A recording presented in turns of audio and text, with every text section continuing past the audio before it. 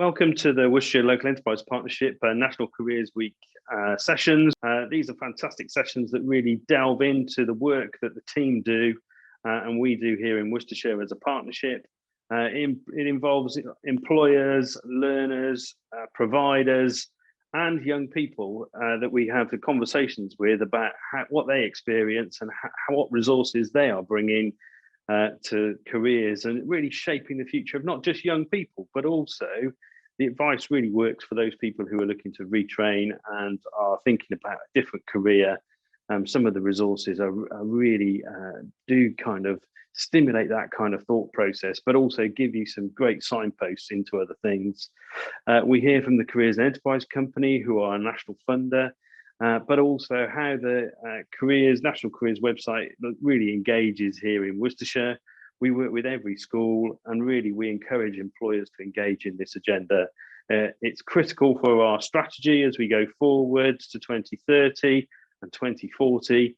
We need to inspire our young people to give them and show them the great opportunities we've got here in Worcestershire. If you've got any further questions, don't hesitate to come back to the LEP team. Look on the resources that are signposted through the sessions, and I wish you a great National Careers Week.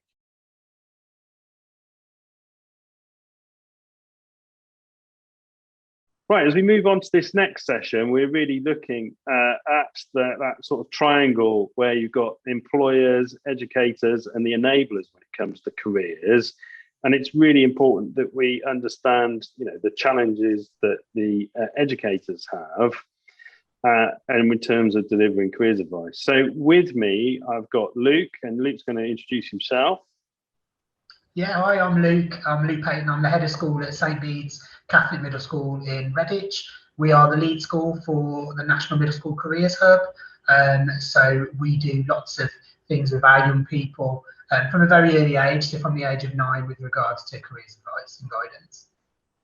Well, because middle schools, they're not across the whole county, but also just describe that kind of system for those, particularly those employers who kind of go, oh, it's just so complicated. Tell me more. So we're a special group of schools. There are over 100 across the country, and we're in a 3-tier system. And certain areas of Worcestershire have a 3-tier and a 2-tier system, which most people are used to, which is just the primary and secondary. But in the 3-tier system, we have first schools, middle schools, and high schools. So within Worcestershire, there's still variance between the 3-tier as well. So within Redditch and Bromsgrove, we are 4-year middle schools. So our pupils join us at the age of 9 and leave us at the age of 13 to go to a high school. But there are other areas of Worcestershire where they leave at the age of 12 or they start at the age of 10. So it does vary across the different districts. No, that's really helpful, and also gets us into understanding from education why the careers activity is really important, but also for a middle school, when you're not necessarily sending them on into post 16, whether that's college, whether that's sixth form, and you're at that slightly earlier stage, but careers is still critical for you in the school. Yeah, definitely. So with our younger pupils, we focus much more on those softer skills to prepare them for sort of the workplace. So we work on communication, teamwork, dealing with conflict, as opposed to going in talking to a 9-year-old sort of about what they want to be when they're older, because a lot of them don't know. I know that when I worked in secondary, 16-year-olds don't know what they want to do when they leave school. So we focus trying to give a real solid foundation on some of those softer skills-based elements that come within the careers programme. And as they go through their time with us and they come into Key Stage 3, so Year 7 and Year 8, we talk more broadly about job families. So talking about areas of work such as care or education or retail, and then sort of to develop their knowledge of those areas. Again, not just into a specific profession, but just into the broader areas really. Yeah, and I suppose that really takes us into what are the challenges as a sort of any educational establishment. What are those sort of challenges that you have around careers kind of advice and guidance and the delivery of that in your school? Well, I think the past 12 months have been particularly difficult because obviously we haven't had the opportunities that we might have had before, you know, with visits to employers or getting key speakers coming into school to work with our young people. But also from a CPD level, we haven't had the opportunities for staff to go and visit different employers to gain, develop their knowledge of the wider workplace, etc. So yeah, that has been a challenge. And I think another challenge within schools in general is just the time. You know, we have so much that we need to cram in within that timetable in the week in terms of the curriculum that, you know, sometimes those other really important things such as careers might get put on the back burner at certain points. So it's really important to just constantly try and reevaluate what you're doing as a school and to freshen things up. That isn't to say that, you know, the past 12 months have not brought lots of positives as well. So, you know, we've been able to liaise and work with different employers virtually, which has been really, really good. And I know that a lot of employers have really benefited from that virtual, and they've been able to give much more time now when it's virtual as opposed to face to face. So, you know, like the past 12 months have been difficult for everybody, but we always try and see the positives and see what we can make the best out of a challenging situation. And some of that's really interesting, particularly around, you know, that kind of virtual delivery into classes. Can you see how perhaps as a school you can use some of that virtual delivery and kind of help some of those challenges? Yeah, 100%. So as a school in the spring term, in the autumn term, sorry, we started to use our own networks as staff and as alumni to try and develop our own sort of network of employers. And we had over 100 different employers get into contact with us. So it was really through LinkedIn and social media, and gave us their details and said they're more than happy to do, you know, small Q&A sessions with groups of children, record videos for us, do virtual assemblies. And sort of we had so many more people now it's virtually feel that they can sort of help us and to do their part when it comes to the careers education. So that has been a blessing for us really, and it's something that has really helped us to develop our provision as we move forward. And do you think that sort of virtual delivery going forward, you know, you can see a sort of more mixed approach, can't you, coming out? But do you think that will still inspire the young people and get them to think about not necessarily what they're going to do next, you're right, but what are some of the things about the world of work that they need to kind of develop while they're in their school setting? Yeah, I think with the young people, you know, I think sometimes they get a bit fed up of seeing the same faces and listening to the same voices all the time. So, you know, even though it's virtual and they haven't physically got somebody in the room, it's somebody new that they can engage with.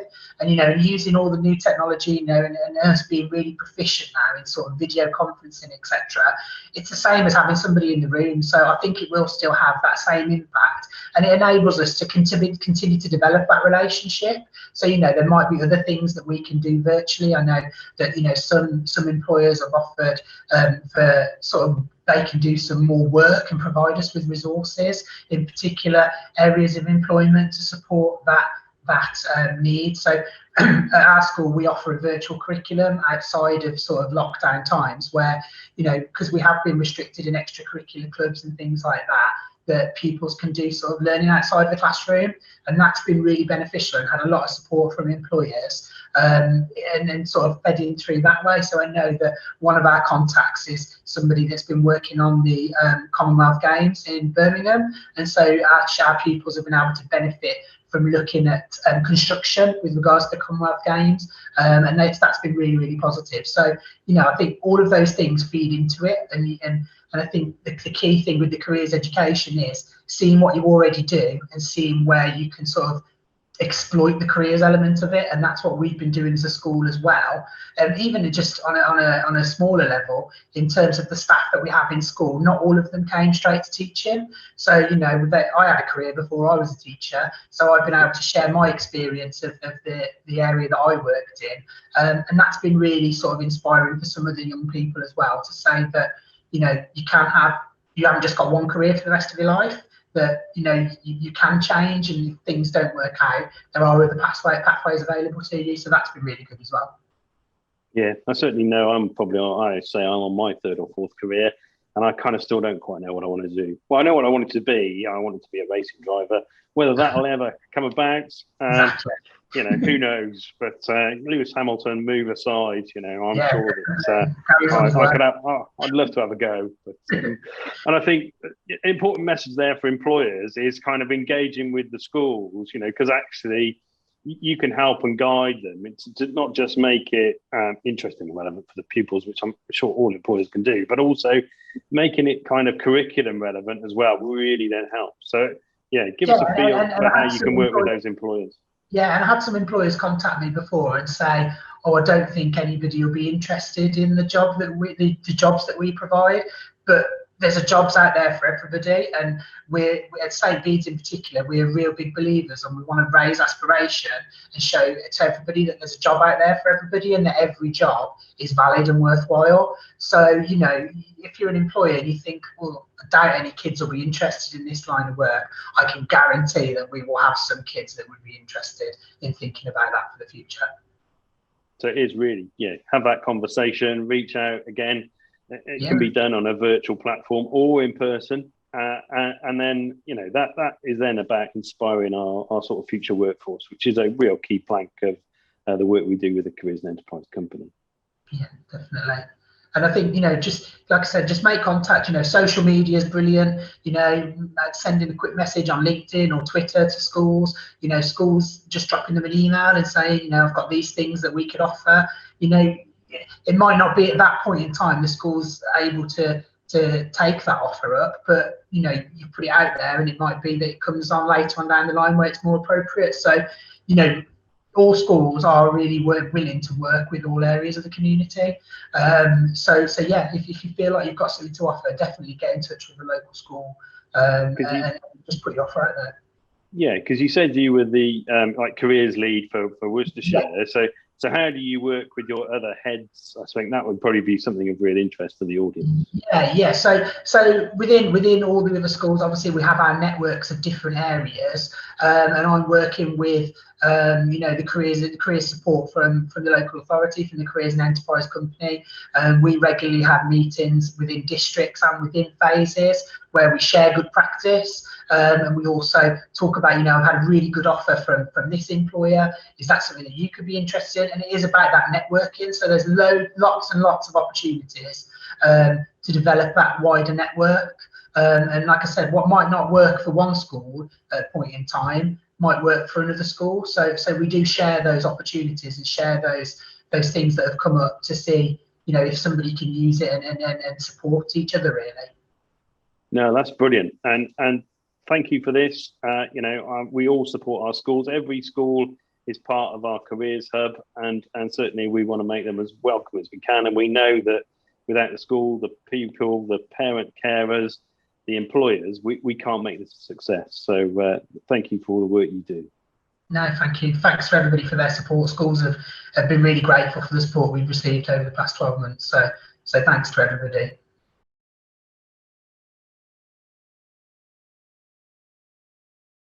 Welcome to this session that are part of the National Careers Week as part of the Worcestershire Local Enterprise review of what we do and everything careers during this week. We're obviously supporting the national programme, and when we look at who's key to careers, employers play a really key role in working with us and working with our programmes. I've got two employers with me today.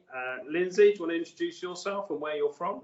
Yes, so hi, I'm Lindsay Faulkner. I work for Ice Blue Digital Marketing and Design. We're actually a tech company. We write our own software and offer software as a service. We're also a digital marketing company and events management company based in Kidderminster.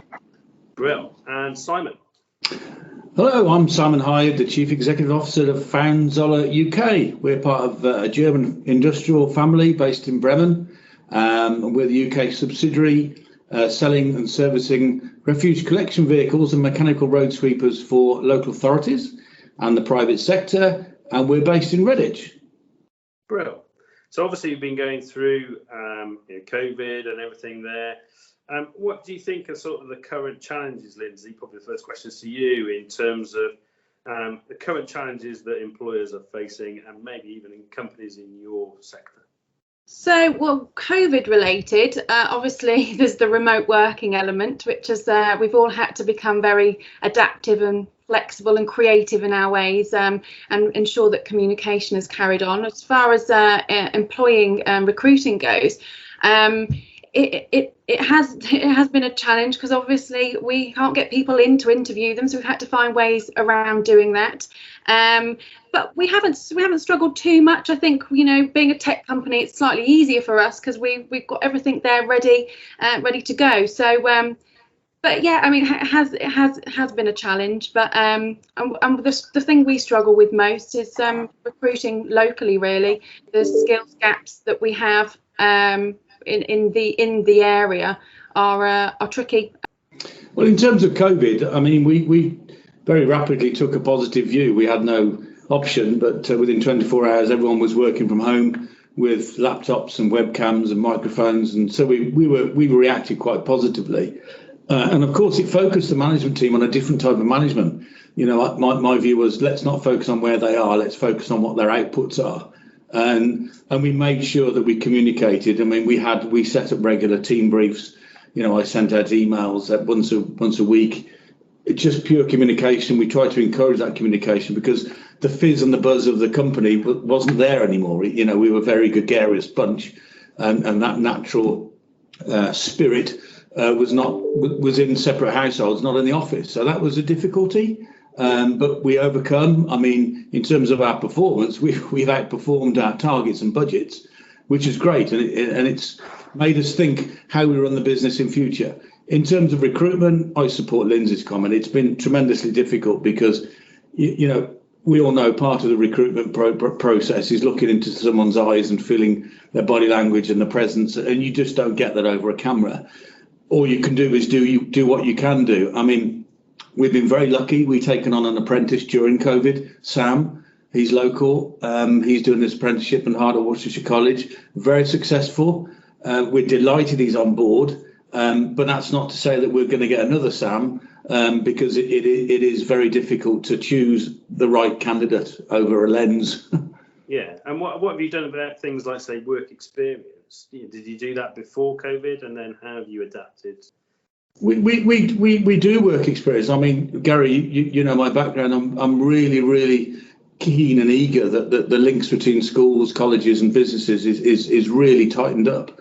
And we do a lot of work with schools and colleges. I think not a real criticism to the schools and colleges, but I think they were restricted on what they could do. I mean, we run the mentor scheme, or I coordinate the mentor scheme, and that's been put on hold because of access. There's a safeguarding issue. So they've been restricted, and it's been frustrating for the mentors. I think we've just got to really accelerate and catch up the momentum of engaging with the schools. But undoubtedly, like Lindsay said, it has been tough and frustrating because it's something we like to do. And Lindsay, what's your view on how have you worked with in these times through sort of work experience and those opportunities that you'd normally do? Yeah, so we found exactly the same issues, really. Health and safety has come first, so we haven't been able to have students come in and have those really valuable opportunities to come and experience the workplace. I think moving forward, I think we see ourselves as working more remotely, so we're going to have to come up with more creative ways of engaging with students so that they can come and have those valuable times to experience what the world of work. It's thinking about how we do that. We've got to come up with something clever, really, because we can't lose that. It's really important for these people to have that time in the workplace to see what it's all about, so that they understand and we can understand them a bit better, I think. Yeah, and certainly when I did this session with Luke around, he was kind of the head teacher. He was talking about, actually being able to do this sort of blended learning and also blended careers. I think, is that some of that sort of innovation you're talking about, Lindsay? Yes, certainly. So I do think that's really important. It's certainly a good idea. I think, well, the one thing I would say it's a positive out of COVID, if you can find any positives out of COVID, is the remote learning that that students have been doing. I think it's actually given them a new skill. They've had to manage their own time, they've had to motivate themselves, they've had to learn for themselves, and I think that's a really good skill to have as you go into the workplace. So if anything's come out of it, hopefully they'll be better prepared, especially if they're going into a flexible working placement. They'll know how to do that. They'll know how to manage their own time and get on with it in that sense. Simon, that sort of blended learning piece, you know, do you see it in manufacturing where normally it's kind of quite hands-on? You know, can you do that? Does that work with your company? I think we've got to learn to adopt and make sure it does happen. I think we've got no option. You know, like Lindsay said, it's made us all think what can we do and what must we do rather than what we can't do. And I agree with Lindsay about the self-discipline of the students. It drives it, and as I say, we're focusing on the outputs rather than, you know, are we worried when they do it as long as they do it? Whereas, you know, when you got people in the workforce here from 8 till 5, they were yours, if you like, but we weren't really focused on the output so much. So I think it's a case of having to adopt a business to make sure that blended learning does work. But in terms of what we've been trying to do at Fanzola is we've been doing some virtual videos just to explain to some of the students what our business is about.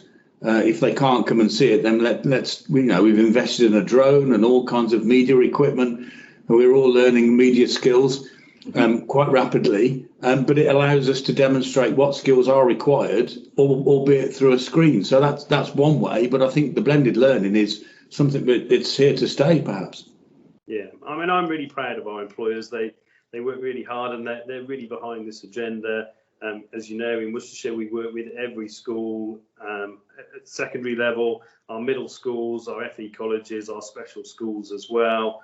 And, you know, the engagement that comes back from our employers is fantastic. So it's great to hear from you two around how you're starting to think about adapting that engagement as we go forward, because we know things are not going to go back to how they were prior to COVID. So what would you encourage employers to do to take this work forward?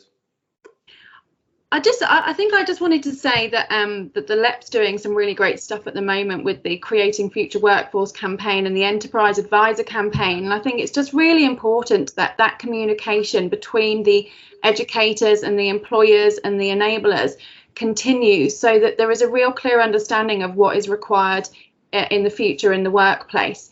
And that gets translated into the curriculums that is being taught, so that when these students come out of their learning, and that can be apprentices or just students in the colleges, or even people within the workforce that are upskilling, that those skills are relevant and they're work ready. So I think that's a really important part of it.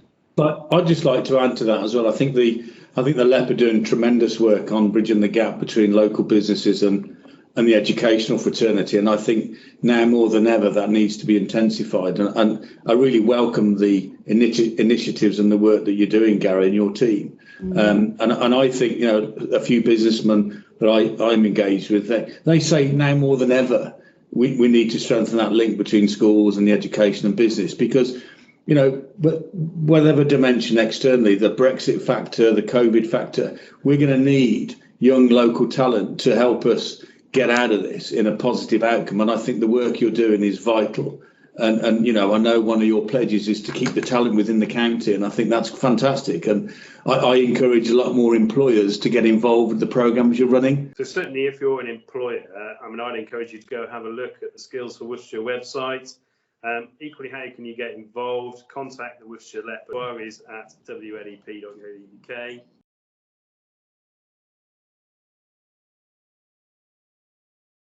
Hello, I'm Gary Woodman, and welcome to the session on enablers. You've heard from the film the great work that the Careers Hub's doing in Worcestershire, and we're here to discuss sort of how that fits and sits in the kind of national perspective on careers and the work that we do.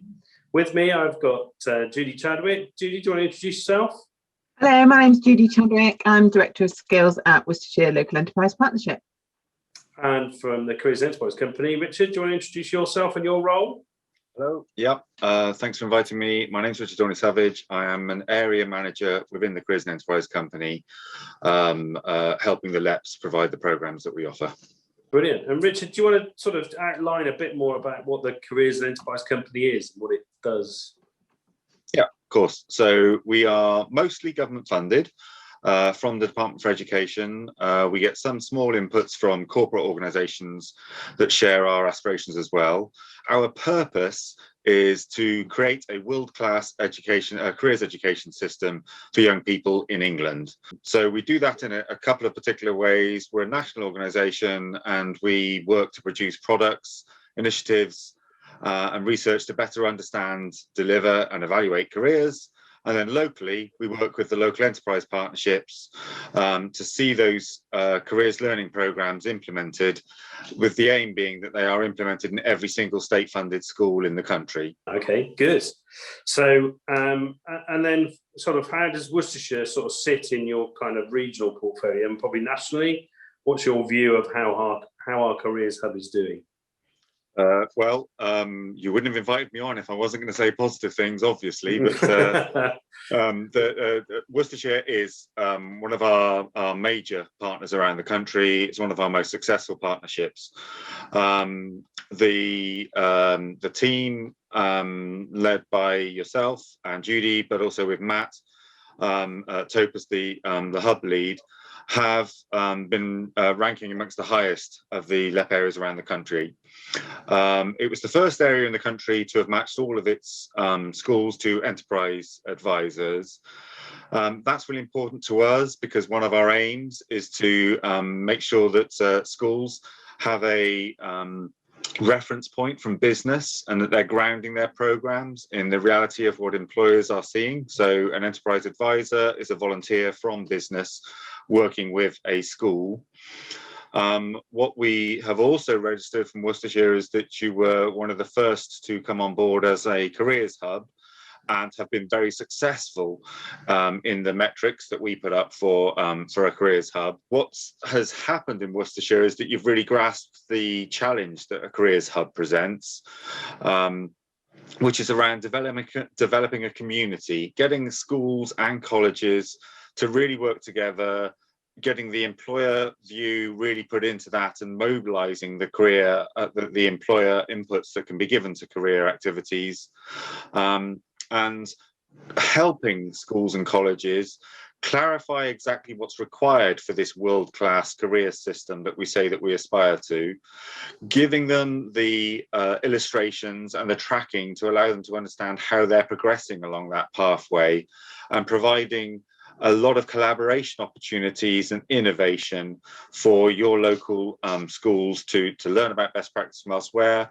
But increasingly, we've taken a fair amount of good practice from Worcestershire and passed that around the country. The other sort of achievement for the Worcestershire Hub has been around the way that you invest and that you use our investment. And that has been in local resources and activities that have been really effective. That's been built through the understanding that people like Matt have brought to the issue, and the kind of expertise that he has been able to draw in from your local schools and employers. And we think the best example of that has been through the COVID period, where the Careers Hub made a real response to the situation that schools and young people were facing, and has garnered great support and input from the local employers as well. Great to hear that. And although you're right, we wouldn't have had you on if you weren't going to say something nice about us. I think we're always in that space of, how do we do this better? How do we make it work? I know certainly the personalities that somebody like Judy is, it won't necessarily focus on our successes. It will focus on how do we do this better. Judy, how do you think, how do you think we get the programme really working for Worcestershire, and how do you think we're performing nationally? I think for me, Worcestershire, the reason that we're so invested in this is because we recognise that we have a need in our workforces to succession plan. We recognise that 1 in 3 people in our workforces is over 50. And we recognise in some of our industries like engineering, manufacturing and public sector, actually that's more like 1 in 2, sometimes even more than that. So there is a real need to open the eyes of our young people to our careers, and for our young people to understand the opportunity that there is here in Worcestershire. So for us, the Careers Hub kind of gave us a way into the schools to be able to have those conversations and to highlight those opportunities to our young people. So it's been a real win-win. We with our employers, a lot of our employers were reporting that they had skill shortages, that they were really struggling to recruit. We couldn't solve that problem from the situation, certainly pre-COVID, in terms of unemployed people in the market. We had to look into our young people, to look at the skills that we needed them to have moving forward, and to match the education that they were seeking with the careers that we have moving forward in the county. Our employers have really come on board with that. What support do you think the employers need, Judy, if they're going to get involved? I mean, we published some best practice on how to make the most of the encounters. So whether that's about doing something as simple as supporting a young person to do a mock interview, whether that's going into school to do an assembly, offering virtual work experience, making that work the best, getting your message over about what your employment's all about and how that young person can engage with you. We do have materials that can support employers to kind of make the most of those opportunities. And Richard, the Careers Enterprise Company gets some of the big sort of national corporates involved from an employer point of view. How does that work as well? So it works in a wide range of ways. The first way is that they are a source of enterprise advisors for us, and they are then distributed around the country. So obviously, most of the national organisations will have roots in some part of the country, and they use those to provide enterprise advisors, those business experts working with the schools, not people who are expected to be educational experts. They can learn some of that, but also they can bring just the critical friend to the school to really comment from the outside looking in as to how something looks. The business skills that we ask them to bring would be about their planning skills, their strategic skills, etc. So there's that side of it. There is also a CPD side that we get a lot of input from the national corporates around the skill sets that they can offer to schools and to the teams that we have operating within the local enterprise partnerships. And then lastly, we get some funding from them as well and some specific inputs. So Mulberry, Heathrow, JP Morgan are organisations that are contributing to the funding of the Careers and Enterprise Company, but others are contributing significantly through cornerstone roles. This is a particular lead role that we pass down to the local areas, so large beacon employers who wish to highlight their practice. And in Worcestershire, I think you have 12 cornerstone employers, and they do vary from sort of small organisations to some quite large organisations, and some of those are national entities as well. What we've been able to do for some of those national companies that are sort of represented on our local stage is actually make some of those connections through other careers hubs across the country and enable them to work more effectively with the schools in those areas as well. So it's kind of been a bit of a win-win for some of our larger businesses, and for some of our smaller businesses that are cornerstones, it's been about highlighting obviously them as an organisation, but B, actually the great work that they do and how much that they put into this agenda, and kind of, I suppose, celebrating that success. Another of the reasons that we exist, if you like, was the idea that the careers environment can be massively fragmented. And there can be an awful lot of different activities happening and an awful lot of demands on employers and on schools. And part of the relationship with the national corporates is to try and draw those together. So where there are initiatives that, for example, GIBBS have done, the architectural company, around virtual work experience, that has been promoted through other employers to gather them on board and to provide all of the parts of the country access to what is obviously a very transferable resource in terms of virtual work experience. Brill. And when I spoke to Luke, who's our middle school Careers Hub lead, he was very much saying that schools have also started to adapt the way that they deliver. Colleges, we heard from Stuart Laverick as well about the blended learning. Those resources, Judy, how do we put those together locally? And then perhaps, Richard, if you want to come in on the Careers and Enterprise Company help us do that? So what we do for the schools is we look at the benchmarks and we look at what they need to achieve, and then we put supporting resources together. So we have a library of resources for our schools, educational establishments to access, and also some of our wider training providers as well, who are also subject to GATSB as well. And those resources, what we tend to do is kind of find a subject and then localize that subject. So for instance, if we're talking about working in engineering and manufacturing, we might take some of our large employers like Worcester Bosch and kind of take that down to a local level and a role within that organization. Or we might even look at a specific company in its entirety, but actually explain that just because Worcester Bosch is an engineering manufacturing company doesn't mean that's all it does. It does have logistics, customer service, etc. And we'll either do that through a range of through the curriculum, so through lessons, or we will do that as a specific handout which has some activity within it. We might have videos or various other methods. That's great.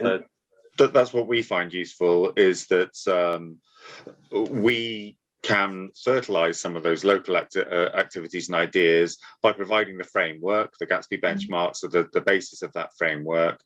But what we also can provide is research input, both in terms of what works, but perhaps more importantly, excuse me, what has been proven not to work.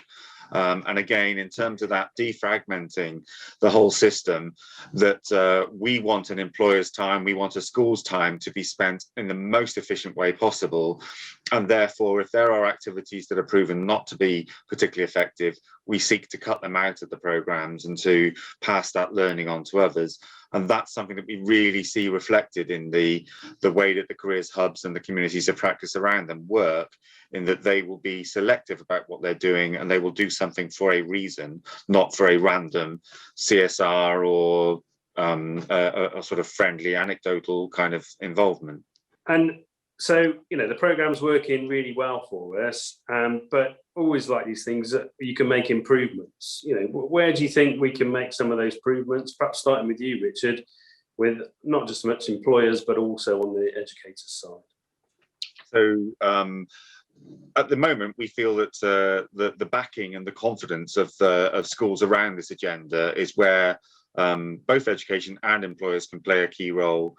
An enterprise advisor might be a way to provide that and to provide the leadership in a school, but giving the senior leadership within a school the confidence to acknowledge that young people have missed learning, but actually they have also lost some of the purpose for their learning, perhaps some of the aspiration and the inspiration that they may have had to where they'd like to head to in the future.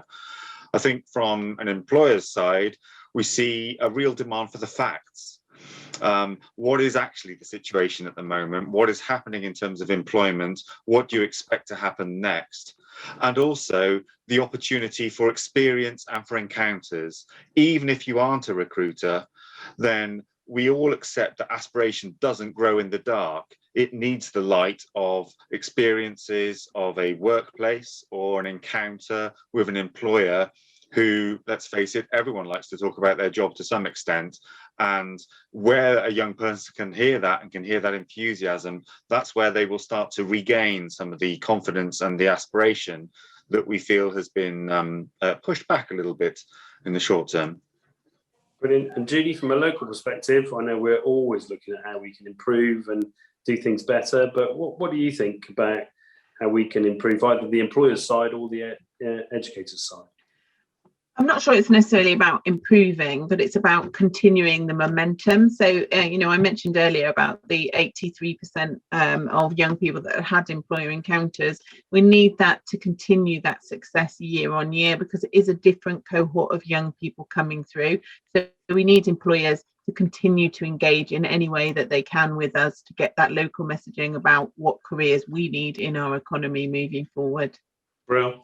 And certainly when I, again, reflecting back on Luke's session, he was saying that the schools, they communicate, they work together, they work in either clusters or grouping or age groups, and they're always kind of picking each other's brains for how to do it better. But for employers, this can be a bit of a minefield. And therefore, Judy, where would you advise a sort of local employer to go to get engaged with this work? In terms of getting engaged, what I would ask an employer to do is to look at, first of all, what they existingly do. So one of the common challenges that we put to employers is, what schools do you currently work with? And then we ask them, where do you recruit your workforce from? So your entrants that come into your workforce, where did they go to school? And what you'll quite often find is there's a bit of a mismatch. So they'll be working with schools that actually potentially they will never recruit young people from. So we first of all, we kind of will have that conversation. In terms of them moving that forward for support, they can either come through to the LEP directly or go through to Skills for Worcestershire onto the website and kind of contact us through that, or ring directly through to our employer support growth hub, Business Central. Brilliant. And if employers want to find out a bit more about the Careers and Enterprise Company, where should they go, Richard? So if they Google Careers and Enterprise Company, or look on YouTube, or follow Careers Ent on Twitter, all of those areas provide significant sort of information resources.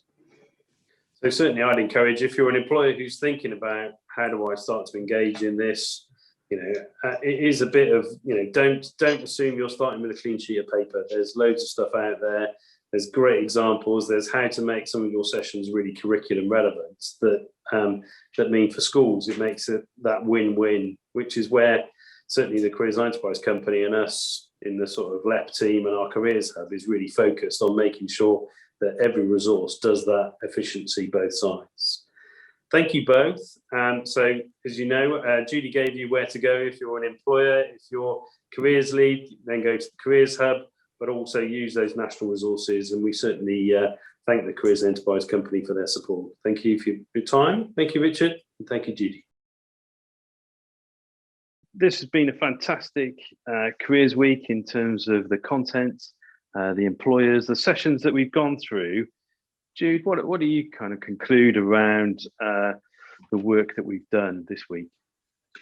I think my takeaway from this week, the real positives are, this is very much a partnership for Worcestershire. It's not just Worcestershire Local Enterprise Partnership pushing this agenda forward.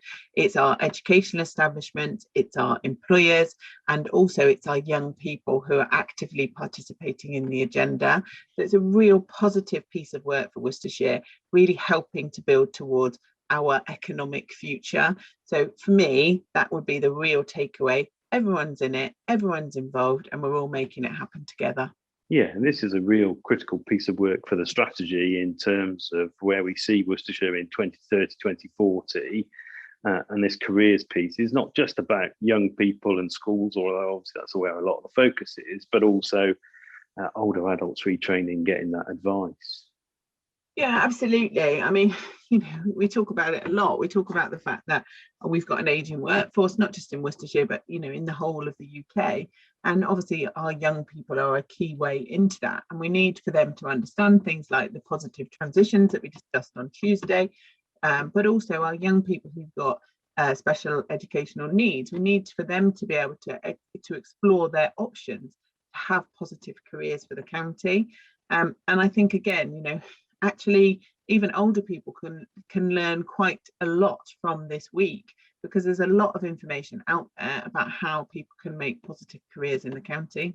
And those options really are, kind of obvious statements, the world's your oyster, but lots of options, whether it's sixth form, whether it's college, whether it's retraining, there's lots of things out there. And I think, what would you kind of say to a young person kind of at the start of this, starting to think about what they do next?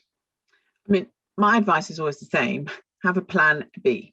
So whatever your plan A is, if your plan A is that you've thought this through and you think, you want to become a digital software engineer, great, fantastic. But what happens if that's not an option for you for various reasons? Like COVID, for instance, obviously has got in the way in terms of certain pathways. So what would be your plan B? And I think if you have a plan B, then it's so much more positive in terms of being able to move forward. I think what we've seen this week is the breadth of options across Worcestershire, but then also for me, the fact that apprenticeships is still a really viable pathway. Obviously during COVID, we've had some concerns over apprenticeships, but the amount of vacancies that we've got coming on board is showing that our employers really believe in them and that they're really viable ways into careers. Yeah, and I think keeping that apprenticeship as the gold standard and really something that I think we should encourage as many young people to come into, but also employers to engage with. I mean, also for me, one of the highlights was the Careers Hub. The fact we work with every school in the county really means that we have that total coverage and really work with every school. I don't know about you, but the SEND work really stood out this week. What's your view, Jude? Yeah, I think a few years in, what we've now seen is the impact of that. And, a real highlight of the week for me was James. James, he kind of echoed how much more confident he feels as a young person with SEND, who can now kind of move forward in terms of in his choices around careers, and he talked about that really, really well. But also I think Bumble Whole Foods, they talked about as an employer how easy it was to make adaptations to have young people into their workforces who have special educational needs, and I think that's that's a real takeaway, because again I think, and we've had sessions on this in the past where we know that employers just have this sort of block where they think it's really difficult to take young people into their workplaces or work experience or encounters because they've got special educational needs. And actually Natalie showed how a number of adaptations can be really positive. Yeah, and that's where I think our employers, we need to give them full credit, really. The employers session really came out with, this is why I do it, these are the benefits, and I'd encourage any of Worcestershire employers to get engaged. They can get engaged at whatever level they choose, really, to a whole menu of kind of engagement, but you can do as little, and obviously we always encourage as much as they can. Yeah, I mean, we've got employers who literally will tip up and do a mock interview, and actually some of the feedback, and I think Ice Blue talked about this, is that the virtual piece has been quite positive for them, because it saved the amount of time that they need to put into this agenda. So it's more always like just having a meeting from the office, really, being able to work in this way. And I think this will continue. We are looking at how we positively embed virtual encounters, whether they're in a work experience way, which is obviously something we've got to really think about how we make that work and embed that, or whether it's doing assemblies in this way or doing talks in this way. But I think there's a lot to be learned from the last year that we can embed positively moving forward. But I would encourage all employers, whether you want to do 1 hour a week, or whether you want 1 hour a week, 1 hour every year, or whether you want to be an enterprise advisor and give a day a month, I would encourage you to get in touch, have a conversation about what you think you can do, because it's really fulfilling. It's going to support you to highlight your industry and your company to local young people, and we would hope that will then help to decrease the challenges that you have in recruiting staff moving forward. Yeah, that's great. And obviously we heard from the Careers and Enterprise Company just about that kind of where we are nationally. Worcestershire's doing some great stuff.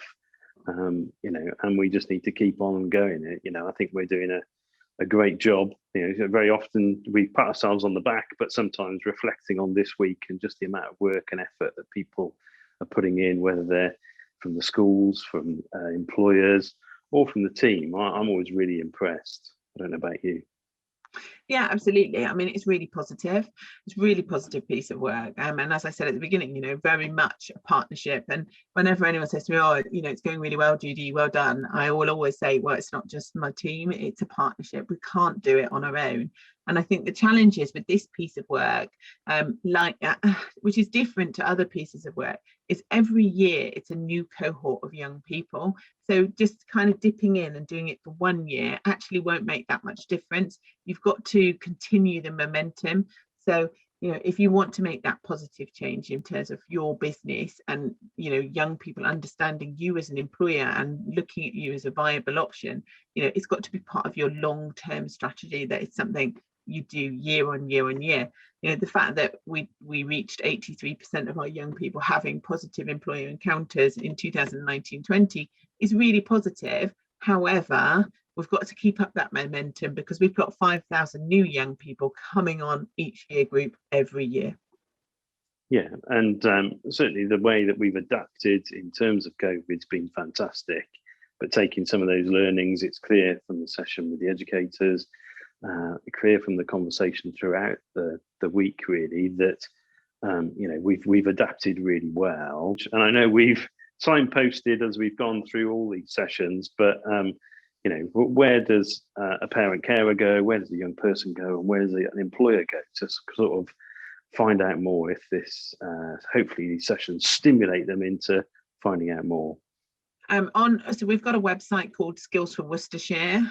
So skills for the number 4.worcestershire.co.uk, and all the information is on there, whether you're a young person, a parent or carer, whether you're an education establishment or whether you're an employer. There's information on there about how you can get involved in the agenda. Otherwise, please just come through to the LEP and we will have a conversation and help you to move forward. We've got a Worcestershire Careers Helpline for young people. So if young people want to have a further conversation about their next steps, all you've got to do is give us a call. And I'd really encourage our parents particularly to have a look at our Choices magazines. These are some really great resources that we've developed over the last year, and the idea is that they give you a lot to think about around sort of that next steps with your young person and how you can help them to discover what they like, what's good for them, and what might be their future career. So I'd really encourage everyone to have a look at those documents. Great stuff. And thank you to you and the team. Thank you.